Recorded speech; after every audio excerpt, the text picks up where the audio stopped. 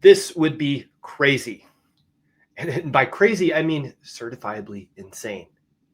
If Patrick Dumont looks at this team and looks at our body of work from this season and says, you know what? Caution to the wind. Second apron, here we come. And you're like, whoa. First 20 seconds of the show, it sounds like the advisor is having an existential crisis about the Mavericks. No, not really. But guys, let's take a step back for a second. We don't have any basketball action until tomorrow, so we had a 3-day break between games.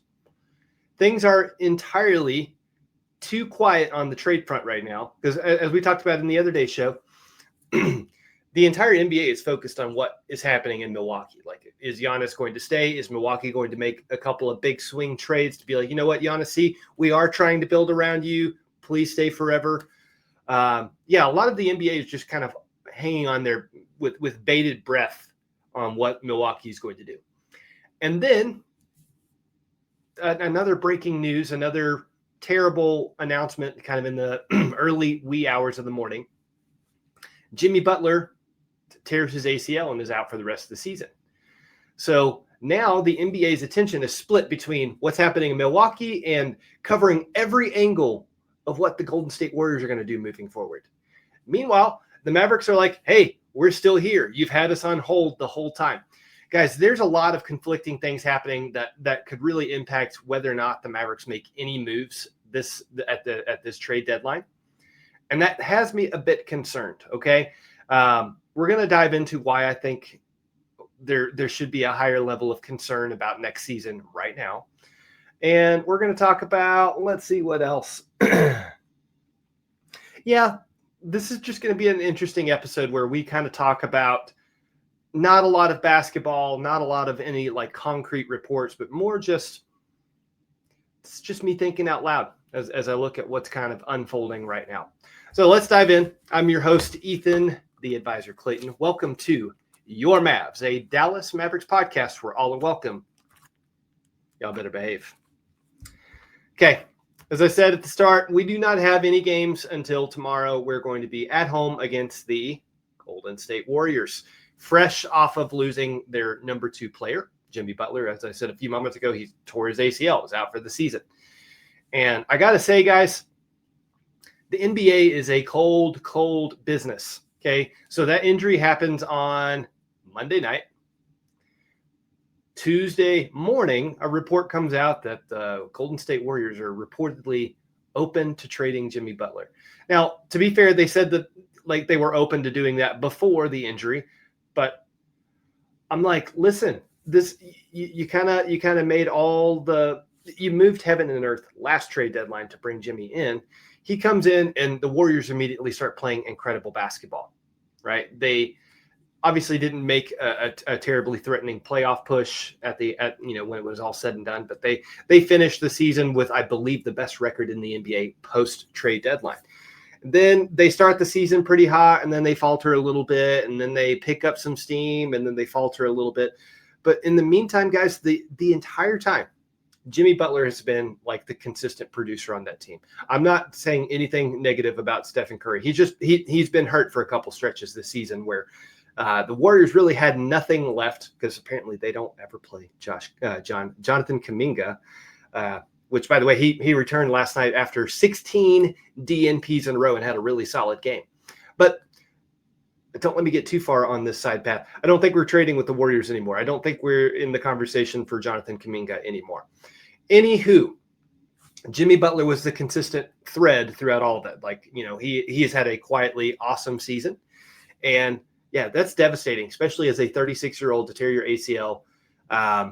Then the next day it's reported that the Warriors are open to trading him. So it's cold, cold business. And immediately, again, I said this a couple weeks ago, it's that time of year where every report perks up Mavs fans' ears like, oh, what does this have to do with us? So what do I see on Twitter yesterday? I see trade machine ideas, trade machine screenshots that bring Jimmy Butler to the Dallas Mavericks. And guys, I'm just going to probably address this one time and one time only, unless you have some compelling arguments for me in the comment section today. I do not want Jimmy Butler. We do not trade for Jimmy Butler if any of the things that we've talked about are priorities, like financial flexibility, like bringing youth and building around Cooper Flagg, having that timeline being very, very centered around our 19-year-old future superstar. We've also talked about draft capital being a huge focus of this trade deadline, or just in general. If we trade for Jimmy Butler, well, two of those three things go away immediately, right? Like, he makes the exact same salary as Anthony Davis. So no financial flexibility heading into next season. I guess the argument there is that Jimmy Butler's contract has one less year on it than Anthony Davis's does. Doesn't matter to me. I don't want it. It's still a very hefty price tag for very limited availability. Now, to be fair, if Jimmy were to return to the basketball court exactly a year from now and play every game for the rest of the season, he would probably play the same amount of games that Anthony Davis played this season. How about that? Pretty wild if you think about it that way. But no, we do not need to trade for Jimmy Butler because, yeah, again, we would not have the financial flexibility that we're looking for. And we would not be doing at all a move that puts youth around Cooper Flagg. So miss me with the trade, with the Jimmy Butler trade ideas. Okay. Plus, and this is a pretty big plus. This is kind of the whole foundation of today's show.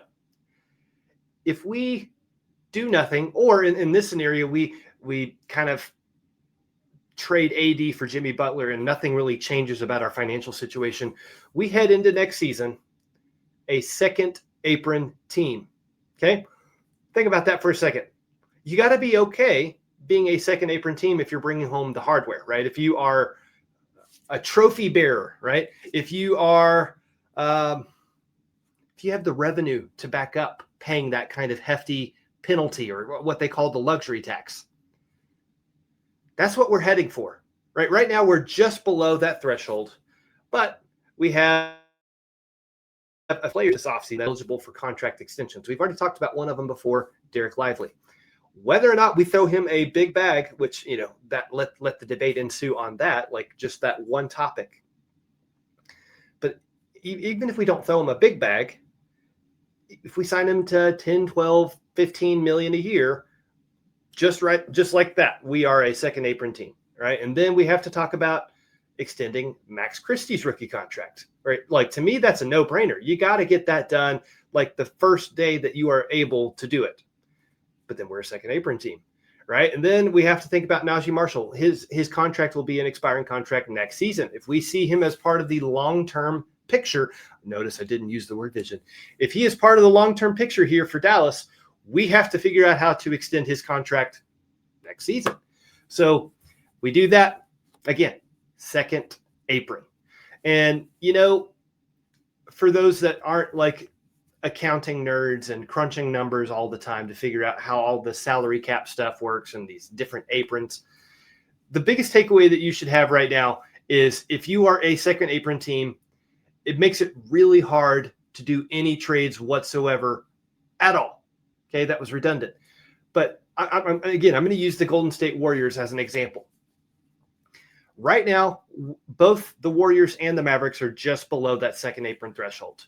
So neither team can take in more salary than it sends out, right? Like it's like $100,000 of flexibility between where they are and where they should not be.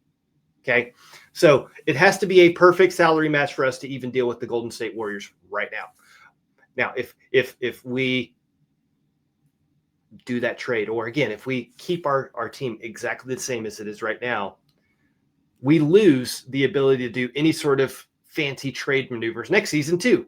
Do you see how we're starting to lose our roster building tools if we do not do something now, right? That's what has me concerned. And, there's, from the start of the season until now, like, there's been a pretty strong debate on whether or not we should really make a go for it and try to find our way into the play-in tournament, because, okay, like, again, this is not my opinion. I'm just going to say what I think probably the thought process in the front office is right now. Right now, we're 3 games back from the 10 seed, which, the Los Angeles Clippers have that right now. They are one of the hottest teams in the NBA. They're 8-2 in their last 10 games. Ahead of them by like 2.5, 3 games is the Portland Trailblazers.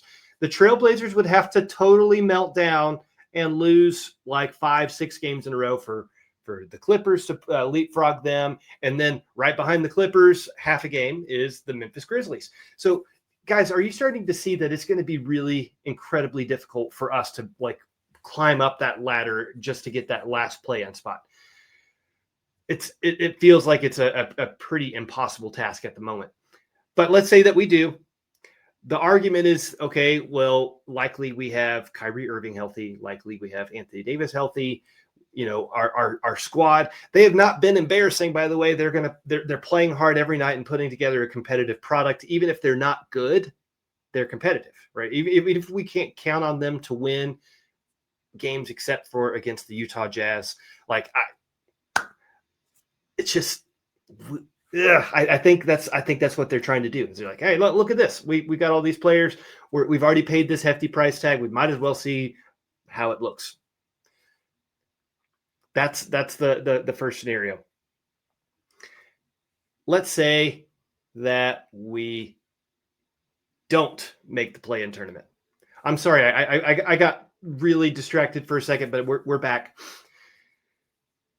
If you're still holding on to the hope that we can fight for that play-in tournament, I've got really, really bad news for you. We're heading into like an insanely tough stretch of games. Now, the next 7 to 10 games, we're going to be facing up against Steph Curry, Luka, LeBron James, Giannis, Anthony Edwards, LaMelo Ball, KD, Jaylen Brown. And then after we're done with those guys, then we're going to have Wemby 2 games in a row. I don't feel real good about our chances over this 7 to 10 game stretch to put together even a 500 record in those games. And let's say we're below 500 in that stretch of games. Guys, there's zero chance then that we would be able to move up to the play-in tournament. And now we are right at the trade deadline, which, by the way, we have 15 days. So I don't understand the waiting around and hoping for the best, and maybe everybody will be healthy, and then maybe we can fight and claw and scratch our way into that 10th seed, and then maybe be kind of competitive. All of that just to go into next season as a very likely second apron team. Like, please help me make that make sense. Please help me. I can't do it. My brain is spinning. I don't understand the thought process. I do know that Patrick DeMond's trying to talk himself into seeing that big 3 on the court together. That's been reported for a while.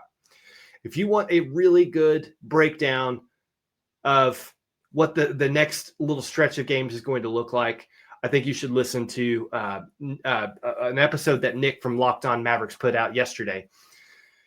Great show on this topic. Like, he kind of outlines the upcoming games, what our potential records could be, and how that could shape the direction that we go as a franchise. Like, very, very good episode. Go check it out.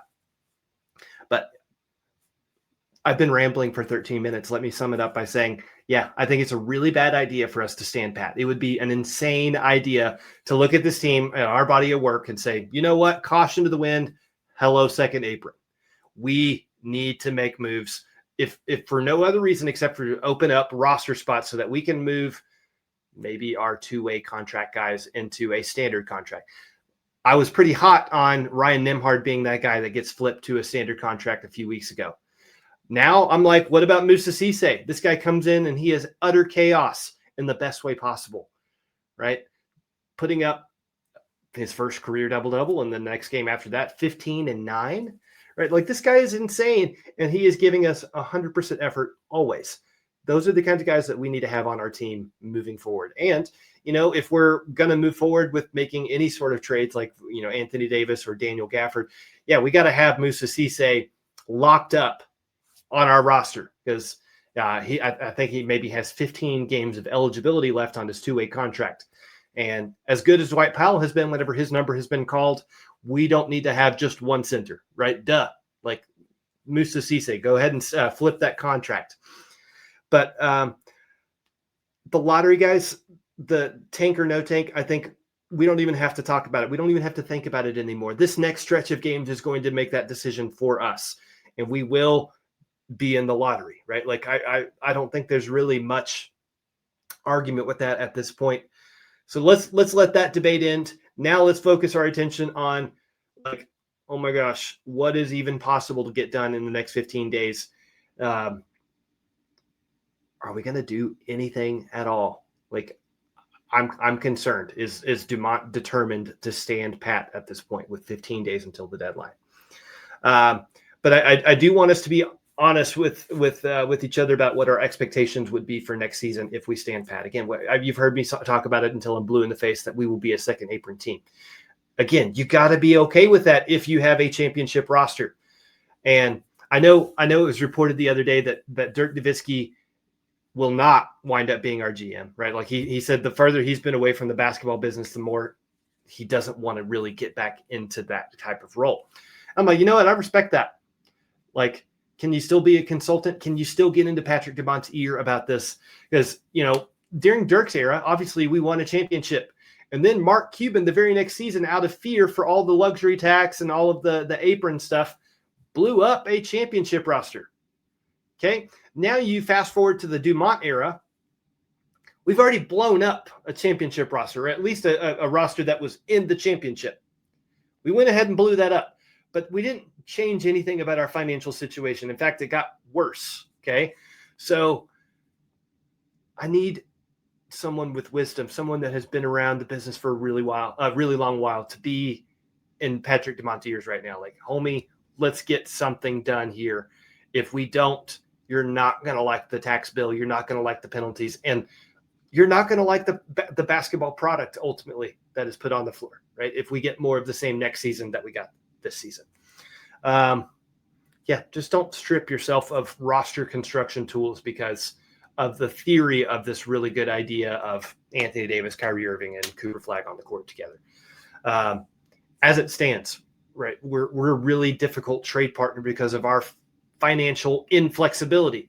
So let's not carry that into the next season. Let's not carry that vibe into the future whenever we have a lot that we can get excited about. I'll be a lot more excited if we have roster space, financial flexibility, draft capital, all the things that we've talked about for weeks now. I'm not attached to any one trade package or any one trade partner in the NBA. I care very little about those details right now. I care a lot about what next season and beyond looks like because, again, this next stretch of games is going to ultimately make our bed and we're going to sleep in it, okay? That's my opinion. I'm sticking to it. But let me know what you think about it. Really anything that I went on a diatribe about today in today's show, tell me that I'm wrong in the comment section. But before you leave, make sure you hit like, subscribe, all that jazz. Share this video with your friends, with your grandma that loves the Mavericks, whomever you feel like just wants to discuss a kind of crisis situation for the Mavericks' future. Just send it their way. Maybe they'll like it too. But yeah, that's all I got for you today. Y'all be good. We'll see you tomorrow morning. Party on.